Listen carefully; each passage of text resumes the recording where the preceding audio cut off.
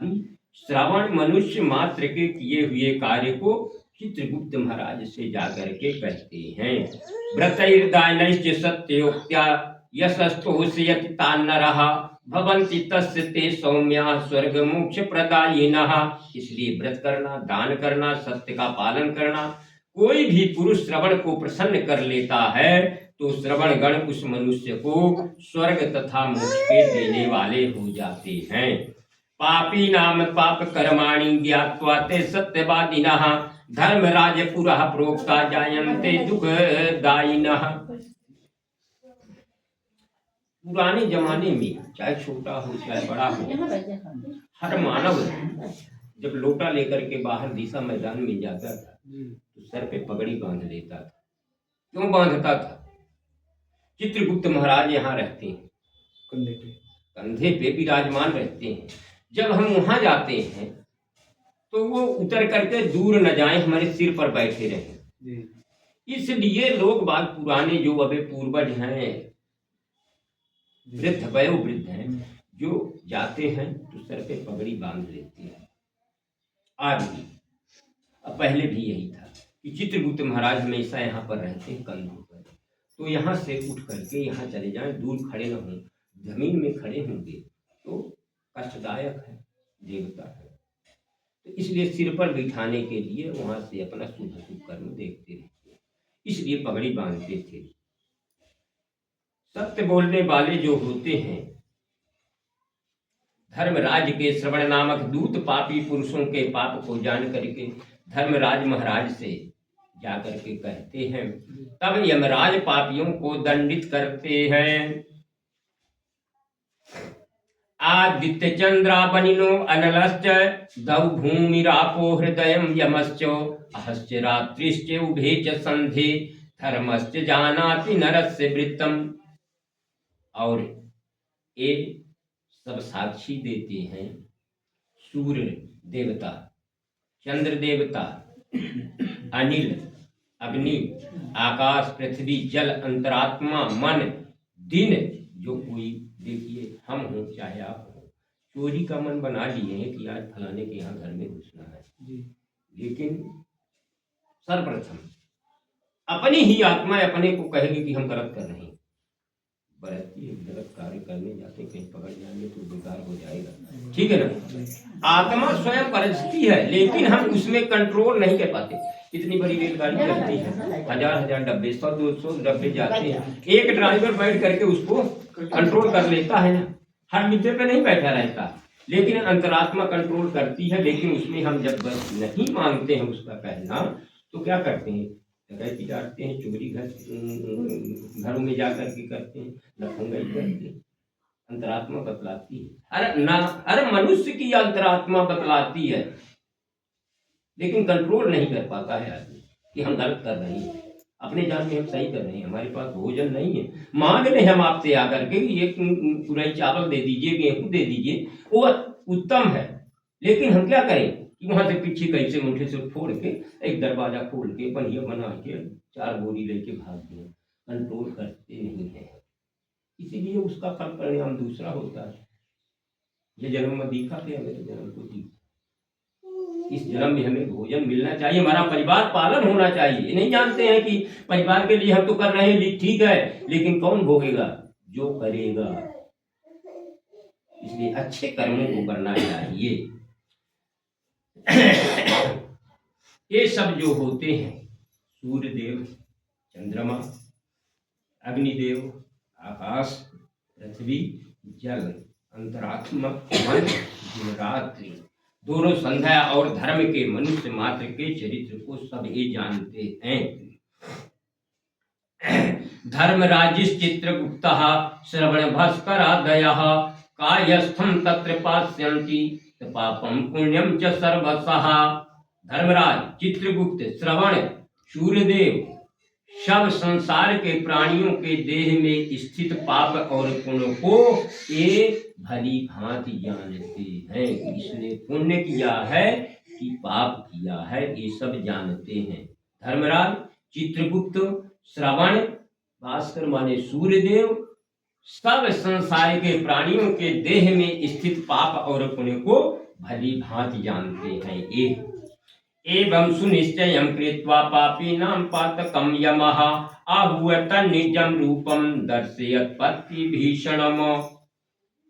इस तरह पापियों के पाप का निश्चय करके यमराज इसके बाद पापियों को बुला करके अपने भयानक रूप को दिखलाते हैं, स्वरूप को दिखाते हैं।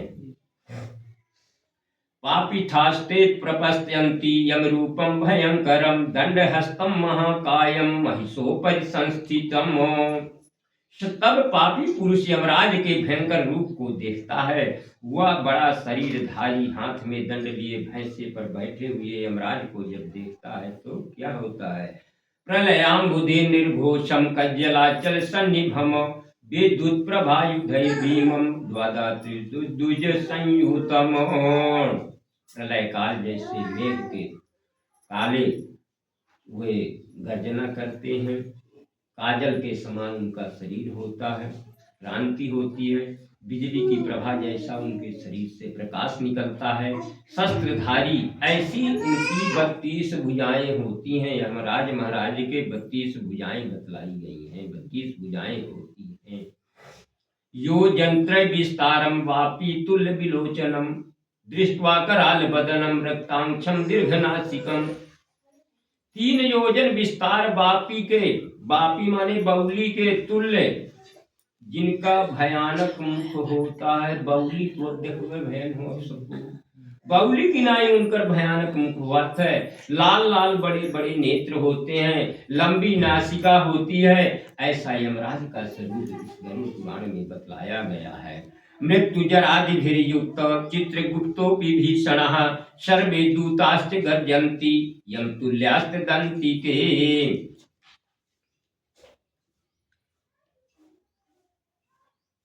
और इसके बाद मृत्यु ज्वर आदि से युक्त चित्रगुप्त भी भयानक रूप को धारण करते हैं। जब पापी जीवात्मा को ले जाते हैं यमदूत, तब ऐसा कार्य करते हैं। और यम जैसे भयानक दूत चित्रगुप्त के पास आकर के वहां पर उस जीवात्मा के पास गर्जना करते हैं।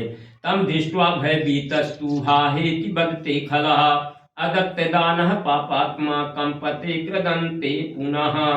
जिसको देख करके पापी मनुष्य भयभीत होकर के हाहाकार शब्द करने लगते हैं और दान नहीं दिए ऐसे पापी कंपायमान होकर के वहां पर रुदन भी करते हैं, रोते भी हैं। तातो विदेति तानि सर्वानो क्रंदमानाश्च पापिनः सोचन्ते तस्य कर्माणि चित्रगुप्तो यमाज्ञया। तब चिंतातुर होकर के क्रंदन करते हुए पापी जन जो है रुदन करते हुए चित्रगुप्त यमराज की आज्ञा से उसके किए हुए कर्म को श्रवण करते हैं, सुनाते हैं और वे श्रवण करते हैं, सुनते हैं। भो भो पापा दुराचारा अहंकार प्रदूषिताः किमर्थमजितं पापम युष्माभिवर विवेकिभिः। हे पापी, हे दुराचारी जीव, अहंकार युक्त होकर के, विवेक रहित होकर के तुमने पाप रूपी धन को कमाया है। संचय किस लिए किया था? क्यों कि ईश्वर के निमित्त धन दान देना था, पर संचय नहीं करना था। इस प्रकार यमराज कहते हैं वहां पर काम क्रोधादुत्पन्नम संगमेन च पापिनाम तत्पापम दुःखदम मूढ़ा अकिमर्थम चरितम जनाः। पापी पुरुषों की संगति से और काम क्रोध आदि से उत्पन्न हुए ऐसे दुख देने वाले पाप को तुमने किसके लिए इकट्ठा किया, एकत्र किया है? कोई यहाँ से कुछ लेके जाता नहीं। इतना धन संपत्ति, सोना चांदी हीरा जवाहरात करोड़ नहीं, वहां करोड़ों पे करोड़ हो जाए, लेकिन यहाँ का नियम मृत्यु लोक का कि इतना भी नहीं जाएगा। इसीलिए यहाँ का चीज यहाँ रह जाता है। इसलिए अपना दान करो, पुण्य करो, उससे जो आपको कमाना है कमाई करो, बिजनेस करो, लेकिन कुछ न कुछ अर्थ धर्म काम मोक्ष इनको प्राप्त करने के लिए कुछ न कुछ करो अपने ऐश्वर्य के अनुसार, इन्हीं की किसी के कहने मात्र से। कृतवन्तः पुरा यूयं पापान्यातः हर्षिताः तथैवयातना भोग्या किमिदानीं परामुखाः। तुमने अत्यंत प्रसन्न हो, जैसे प्रथम को पाप किए हैं, इकट्ठा किए हो, वैसे ही दुख को तुम भोगो। अब उल्टे मुख करके क्यों रो रहे हो, यह यमराज उस जीवात्मा से कहते हैं।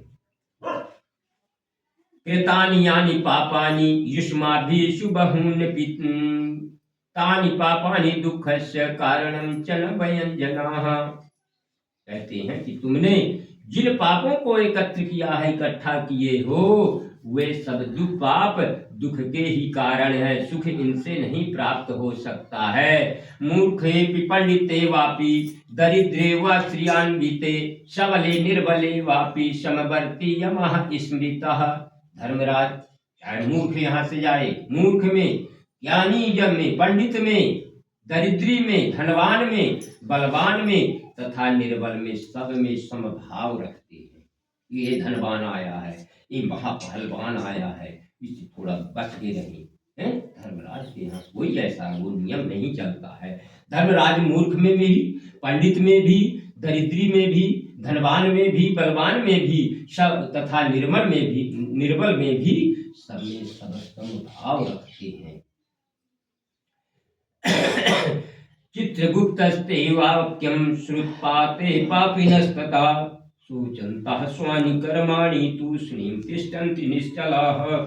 इस प्रकार पापी चित्रगुप्त और धर्मराज के वचनों को सुनकर अपने किए हुए कर्मों को कौन नहीं जानता है, हमने क्या किया है, वे अपने किए हुए शुभ और अशुभ अशुभ कर्मों को याद करता है, विचार करके निश्चल मौन हो जाता है वहां पर कि हमने ये तो कार्य किया है। ये सब जानते हैं, हम चोरी किए हैं धौलधारा में आकर, आपने देख लिया है तो आप तो आपके सामने मौन रहेंगे, क्योंकि आपने देख लिया है कि पंडित जी आए थे मऊगढ़ से, तो यहाँ पर फलाने के घर में चोरी करके जा रहे थे लेकर के, तो हमने देखा, तो हम आपके सामने डरेंगे कि राम विश्वास भाई ने देख लिया है तो ये जा करके गांव में हल्ला करेगा तो हम आपसे दबेंगे। इसीलिए उसी प्रकार से वे जानते हैं कि ये सब जानने वाले होते हैं।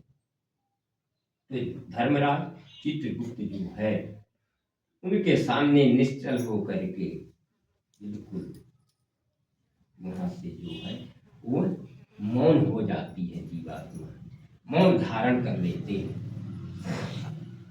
धर्मराजो पितान दृष्ट्वा चोरवन्यचलान स्थितान आज्ञापयति पापानां शास्ति चैवेक्षोतीतम। तथा चोर की तरह निश्चल होकर के स्थित हुए ऐसे पापी पुरुषों को देखने के पश्चात उनके पापों के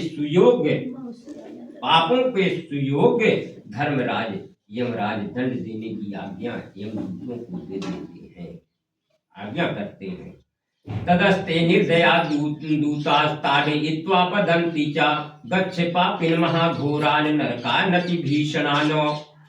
दूत जो है यमराज की आज्ञा जब प्राप्त कर लेते हैं, पा लेते हैं, तो वे आज्ञा पाने के बाद दया रहित हो करके प्रेतों की ताड़ना करके वचन कहते हैं, जीवात्मा से वचन कहते हैं कि हे पापी जीवात्मा, यहाँ से भयानक नरक शुरू हो जाते हैं, उन नरकों में मैं ले जाकर के तुम्हें ताड़ित करूंगा, मारूंगा, पीटूंगा। ऐसी वे बात उस जीवात्मा से, पापी जीवात्मा से कहते हैं।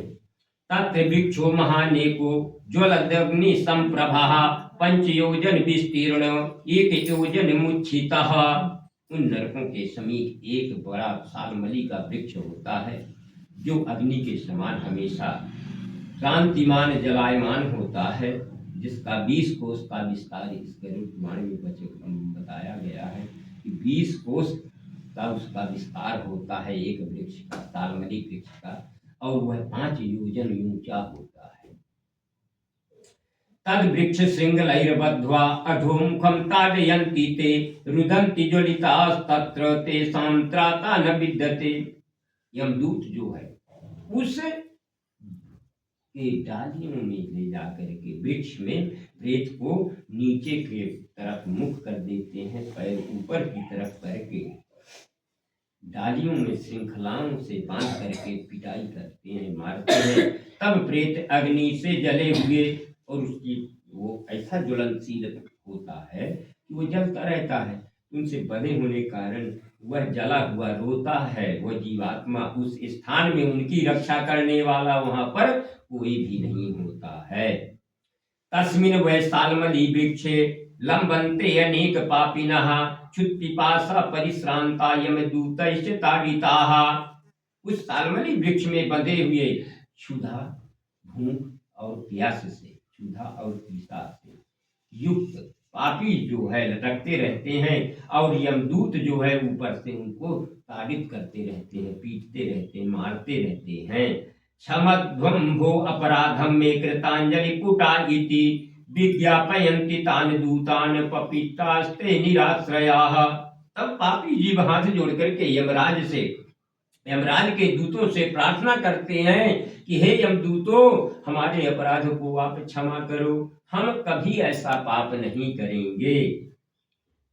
पुनः पुनश्च ते दूतैर्हन्यन्ते लौह याष्टिभिः मुग्धरैस्तोमरैः कुन्तैर्गदाभिर्मुसलैर्भृशम।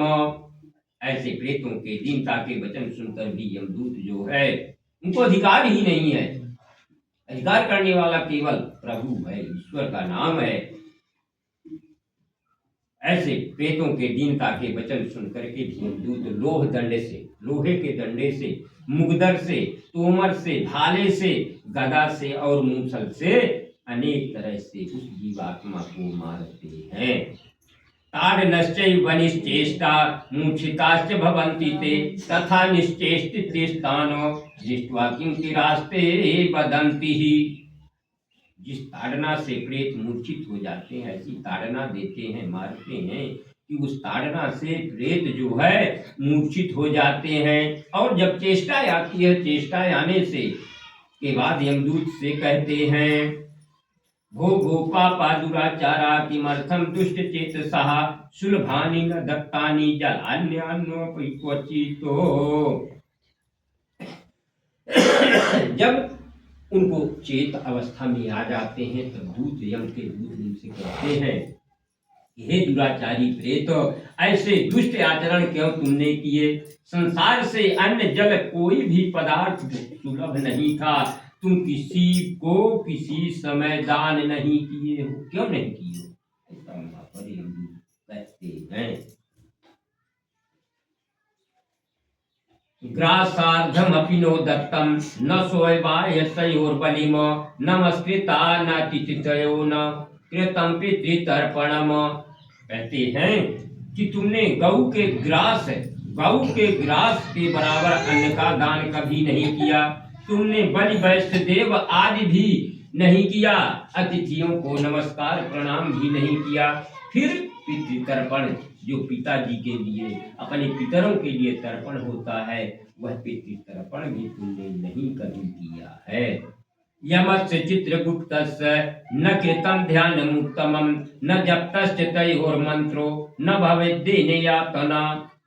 धर्मराज और चित्रगुप्त महाराज का उत्तम ध्यान तुमने कभी नहीं किया, दोनों के मंत्रों का जप भी नहीं किया। यम की यातना जिस जप आदि करने से नहीं होती, उस जप आदि को कभी तुमने किया ही नहीं।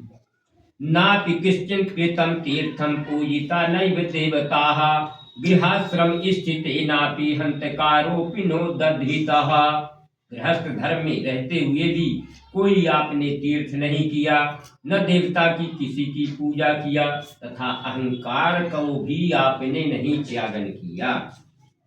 सश्रुपिताश्च नो संतो भुक्त्वं पाप फलम स्वकम यतस्वं धर्महीनोसि तथा संताढ्यते भीषम।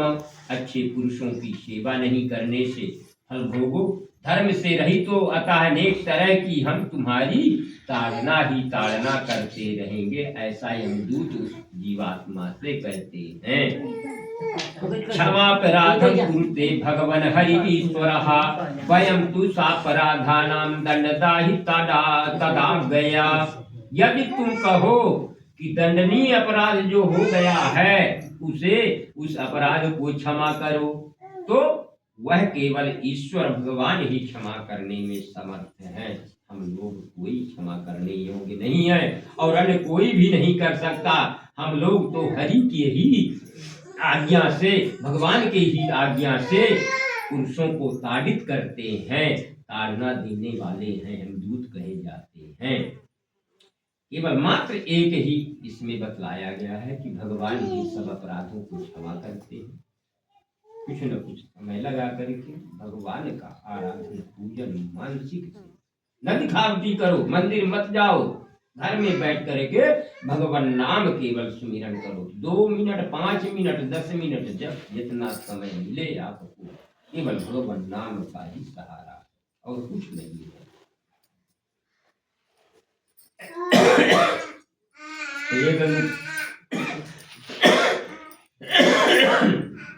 ये मुक्त्वा च ते दूता निर्दयं ताडयन्ति तानो ज्वलगंगार सदृशाः पतितास्तात धानदः। ऐसे वचन कह करके यमराज के दूत दया रहित होकर के पापियों की ताड़ना करते हैं। तब प्रेत जले हुए अंगार की तरह होकर के ताड़ना करने से उस डाली से नीचे गिर जाते हैं। पतनास्तत्र पत्रैश्च गाच्छेदो भवेत् ततः तानगाः पतितान् श्वानो भक्षयन्ति रुदन्ति ते। उनके गिरते ही पुनः सालमली वृक्ष के पत्ते जो होते हैं वहां पर पड़े होते हैं नीचे, और ऊपर से भी उनके पत्ते गिरते हैं, जिनसे उनके अंगों का छेदन भेदन हो जाता है। जिसको वहां पर कुत्ते लोग रहते हैं वे कुत्ते वहां पर भक्षण करते हैं। तब प्रेत दुखी होकर के रुदन करने लगता है। रुदन तस्ते ततो दूतये मुखमापूर्य रेणुभिः निवध्यं विविधैः पाशैर्हन्यन्ते केऽपि मुग्धरैः।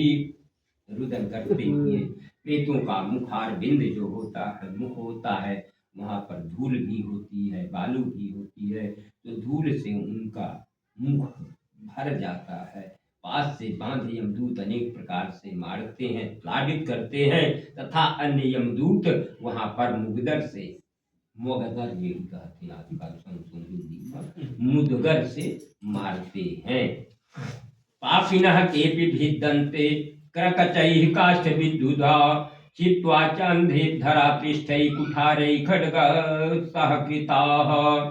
कोई यमदूत आरा आदि से काठ की तरह पापी को चीरते हैं, वेदन करते हैं।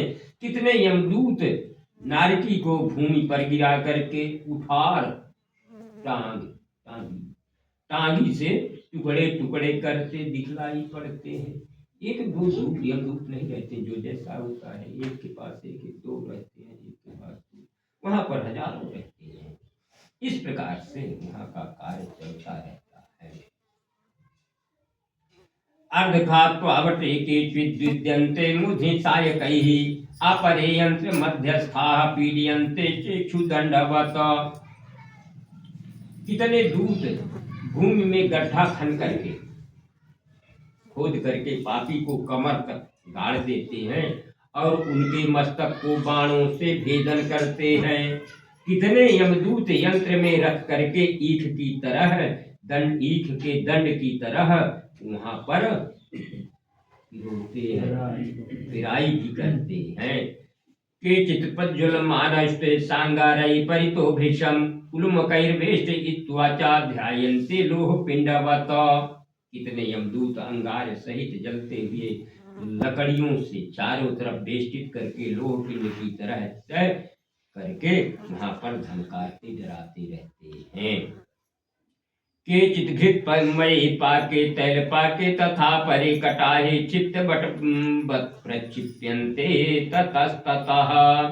कितनों को दूत अग्नि पर तपे हुए तेल घी में है, कढ़ाई स्थित तपे हुए तेल में बोलते हैं, गिराते हैं, निकालते हैं। पास बंधा रहता है, उसको ले जा करके डाल देते हैं, फिर निकाल देते हैं, ऐसा करते हैं।